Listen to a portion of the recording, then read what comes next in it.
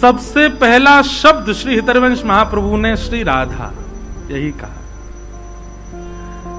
अभी तक दंतावली भी प्रकट नहीं हुई है और प्रथम वाक्य ही मुख से प्रकट हुआ है, श्री राधा श्री राधा श्री राधा। खेलते हैं राधा, बैठते हैं राधा, चलते हैं राधा।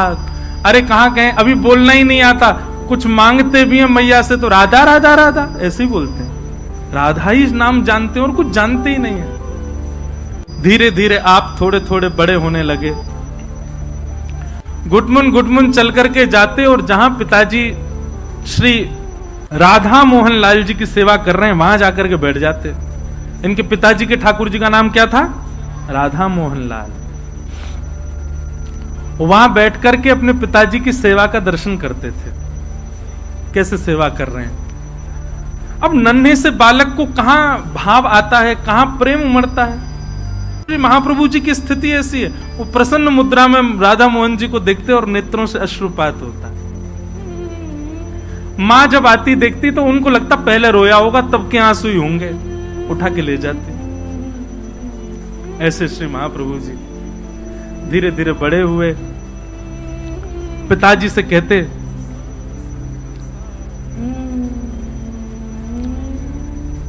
सेवा में जाने के लिए साथ में, तो पिताजी बालक समझ करके पीछे ही छोड़ देते, तुम बाहर ही रहना, अंदर नहीं आना, मैं सेवा कर रहा हूं। तो बेचारे द्वार पर ही खड़े खड़े देखते। स्थिति ऐसी हुई कि अब सेवा के बगैर रहा नहीं जाए। वंशी तो कैसे रहे ठाकुर के बिना।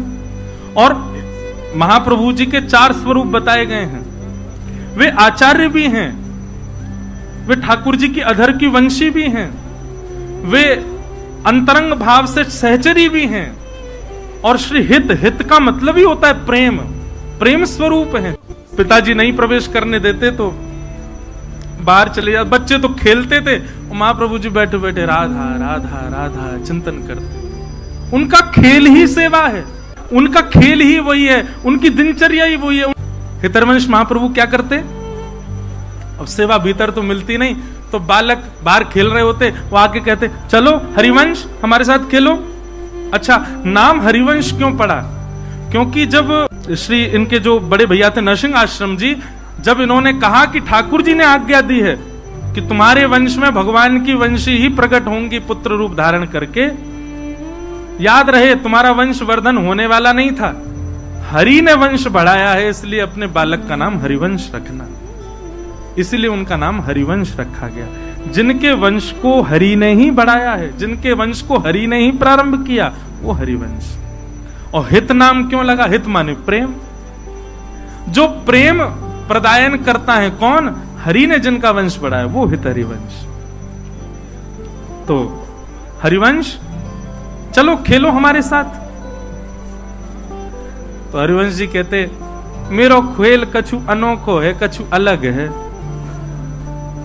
तो बच्चों के साथ बोले हम अलग लीला करेंगे। वो क्या लीला करोगे?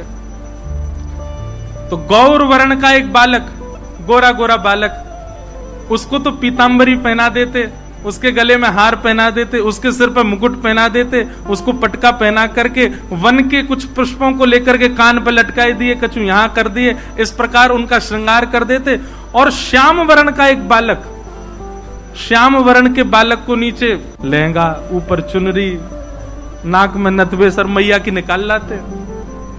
और श्याम वर्ण के बालक को बिल्कुल गोपी जैसा श्रृंगार कर देते। मतलब मन में भाव क्या आता कि किशोरी जी तो आज पीतांबरी पहन करके मुकुट पहन करके घूम रही हैं और श्याम सुंदर सखी बन करके घूम रहे हैं, ऐसी भावना आती उनके। परिवर्तित श्रृंगार कर देते। उनके श्रृंगार को ठाकुर जी स्वीकार करते थे। कैसे? यहां श्री व्यास मिश्र जी भोग की थाली लेकर के आए और श्री राधा मोहन लाल जी के सामने जैसी पधराई और पर्दा करके गए। थोड़ी देर बाद जैसे ही पर्दा हटा करके भोग उठाने लगे, भोग उठाते ठाकुर जी को देखा, सो क्या पाया कि ठाकुर जी तो गोपी बने हुए हैं चुनरी ओढ़ करके, और किशोरी जी जो है उन्होंने मुकुट धारण कर रखो। परिवर्तित श्रृंगार उनकी सेवा में हो जाता। व्यास मिश्र जी बोले मैंने तो सुबह श्रृंगार किया था, मुकुट तो मैंने ठाकुर जी को धराया, ये ठाकुर जी चुनरी ओढ़ के काहे को बैठे हैं? और ये किशोरी जी मुकुट धारण करके बैठी हैं। श्रृंगार परिवर्तित कर दिया, दोबारा से ठीक किया। पता नहीं कहां दिमाग रहता, आजकल बुढ़ापा आ गया है। श्रृंगार व्यवस्थित करके और अनवसर का समय करके, और जैसे ही गए वापस, थोड़ी देर बाद लौट करके जब आए और जैसे पर्दा पुनः खोला तो फिर से क्या पाया, ठाकुर जी ने फिर से चुनरी पहन ली, किशोरी जी ने फिर से मुकुट धारण कर लिया, फिर से श्रृंगार परिवर्तित है क्यों? व्यास मिश्र जी बोले, जी हो क्या रहा है, ये लाल जी कैसी लीला कर रहे हैं? तभी आपकी दृष्टि बाहर गई और बाहर खिड़की से झांक करके आपने देखा तो हरिवंश जी अपने कुछ मित्रों के साथ क्रीड़ा कर रहे हैं। और तभी उन्होंने क्या देखा, एक श्याम वर्ण का बालक, वो तो चुनरी पहन करके घूम रहा है, और गौर वर्ण का बालक वो मुकुट पहन करके घूम रहा है, वो ठाकुर जी की तरफ भ्रमण कर रहा है। तब व्यास मिश्र जी को अनुभव हुआ कि सेवा के लिए जिद करता है लाला, हम मना करते हैं तो बाहर जाकर के सेवा ही खेल रहा है। और इसकी सेवा देखो कैसी अंगीकार, कैसी स्वीकार कि बाहर श्याम वर्ण के बालक को गोपी बनाए तो हमारे ठाकुर सेवा के गोपी बन जाते हैं। ऐसी उनकी लीला, ऐसी उनकी सेवा। बस ऐसी भाव समाधि में श्री हरिवंश जी रहते हैं बाल्यकाल से, बचपन से। श्री हृदयवंश महाप्रभु बालकों का श्रृंगार कर देते थे। जब बालक लौट के अपने घर जाते, माताएं देखती चुनरी ओढ़ के घूम रहा है, महाराज पकड़ करके 2-4 उसमें धर देती। बोले कहां जाता है, क्या करके आता है? सखी बना घूमता है। अरे मेरा मित्र हरिवंश वो तैयार कर देता है रोज मुझको। अब तो घर के लोगों ने अपने बालकों को भेजना बंद कर दिया। हरिवंश जी जहां बैठ जाए बालक जाते ही नहीं वहां पे। बोले हम तेरे पास नहीं आएंगे। क्यों? बोले तू सखी बना देगो। सखी नहीं बनाते हैं, प्रेम रस में डुबा देते हैं। महाप्रभु जी ऐसे भ्रमण कर रहे थे अपने घर के आसपास के वन में, छोटे से बालक हैं। तभी उनको 2 युगल वृक्ष दिखाई दी, आसपास ही खड़े हैं दोनों। बोले आहा, दोनों युगल मिल गए।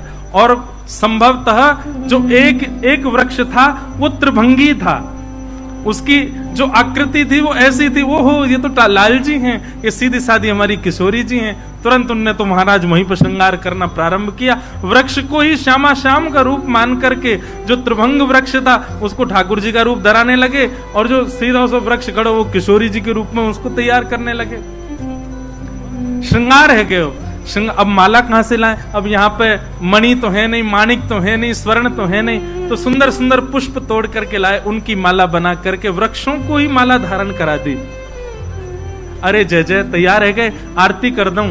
आरती काहे की करूं? भाव की आरती लाई, आरती लेकर के आरती करते, और ये भोग तो लगाए ही नहीं, कहां जाऊं? वन में गए, सुंदर सुंदर वन के फल लेकर के आए। एक ही फल नहीं, आलस नहीं है भक्ति में, अलग अलग फल, अलग अलग प्रकार के फलों को लेकर के आए। फल को सुंदर दोना पत्ता का बना करके उसमें पधरा करके दोनों युगल के सामने पधरा दिया, और बैठ करके वहीं कीर्तन करने लगे। स्वरूप का वर्णन, स्वरूप का वर्णन, लीलाओं का भाव चिंतन करने लगे। यहां पिताजी ने अपने राधा मोहन जी का स्वर्ण का श्रृंगार किया था। भोग में आज बढ़िया सुंदर पूड़ी, कचौड़ी, रबड़ी, आलू की सब्जी और जन क्या क्या बना था, उसका भोग धराया था। पर्दा करके और महाराज गए, थोड़ी बहुत देर बाद लौट करके आए तो सब बदल गया। ठाकुर जी के सोना चांदी के सबरे श्रृंगार जो हैं वो बनमाली बन गए, सबरे फूलन के और वन के पत्तान के श्रृंगार है गए, और सामने रखे हुए सब मेवा बाटी, 56 भोग सब अंतर ध्यान है गए, फल प्रकट है गए। व्यास मिश्र जी बोले ये पर्दा के पीछे ही होता है जो होता है। मैं इतना सुंदर श्रृंगार करके जाऊं, ऐसा कछु करके जाऊं, ये कैसे परिवर्तन हो जाए? तो उनको आभास तो हो गया था कि हरिवंश बाहर अपने मित्रों के साथ लीला करता है, खेलता है, और उसकी लीला ये राधा मोहन जी स्वीकार कर लेते हैं। लेकिन आजकल तो मैंने सुना बालक आते ही नहीं, अब किसका श्रृंगार कर रहा है?